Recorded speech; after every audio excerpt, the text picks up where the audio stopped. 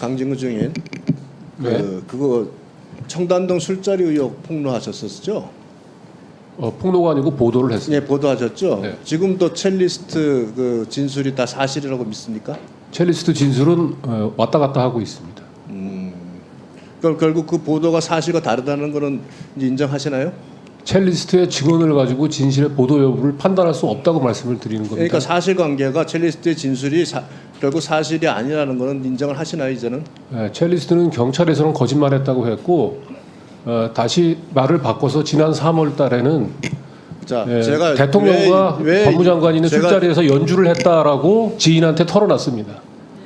네, 제가 왜 이 질문을 하냐면 당사자가 제3자에게 한 진술 내용이 항상 사실이라는 것을 전제로 해서 보도를 하게 되면 그런 위험성이 있다는 부분을 지적하는 겁니다. 특히 오늘 뭐 많은 시간을 장시호와 김영철 검사 간의 어떤 사적 관계에 대해서 오빠니 스타니 하면서 마치 무슨 문제가 있듯이 질문을 합니다만 탄핵 사유는 그게 아니에요. 12월 6일 날 검찰청에 와서 장시호 증인에게 이재용과 관련된 불리한 내용의 질의서를 주고 그걸 암기하게 했다.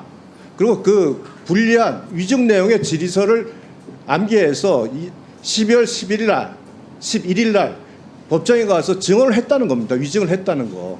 근데 지금 민주당 의원님들 중 누구도 그에 관해서 질문을 제가 하나도 안 해요, 제대로. 제가 질문하는 걸 본 적이 없어요. 자, 그럼 뭐냐? 자, 뭐냐? 가장 중요한 부분은 팩트, 그 부분에서 중요한 팩트를 두 가지를 봐야 되는 거예요. 12월 6일 날 출석을 했냐? 과연 그러면 출전을 간 게 맞느냐? 그거 확인을 해야죠. 근데 그것이 아니라고 하는 것이 이미 언론에도 보도했고 공수처에서 조사가 다 됐습니다.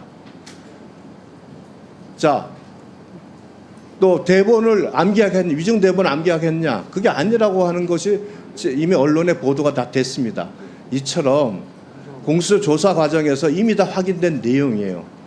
그 부분에 대해서 이미 증명이 됐고 확인이 됐는데 사실은 오늘은 그 위증에 관한 질문이 아니라 오빠와 스타 또 무슨 에어비앤비 이런 실제로는 위증과 아무 관련 없는 이런 부분만 계속 집중해서 자극적인 질문을 하고 있습니다. 자, 두 번째 장모 씨의 아들생이 2월 12일이라고 알려졌습니다. 김영철 검사는 2018년 2월 5일 날 대검에 복귀했습니다. 자, 대검에 복귀한 김영철 검사 대검에 복귀한 저기요, 1분 더 넣어주세요.